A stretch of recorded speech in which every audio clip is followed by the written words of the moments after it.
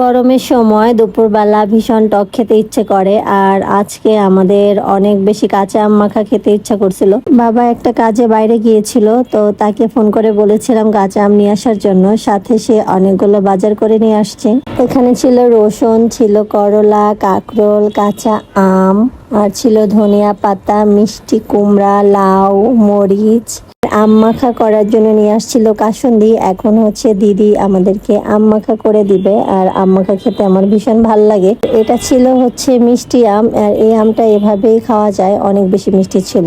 আর এখানে এই তো কাঁচা আমগুলো কেটে নিয়েছি। এখন হচ্ছে মরিচ আর ধনিয়া পাতা, লবণ এগুলো দিয়ে সুন্দর করে মাখিয়ে নিয়েছে। আমি একটু আমার জন্য উঠিয়ে নিয়েছিলাম, কারণ আমার কাসুন্দি খেতে ততটাও ভালো লাগে না। এই তো ওরা হচ্ছে এখন কাসুন্দি দিয়ে এটাকে মাখিয়ে খাবে।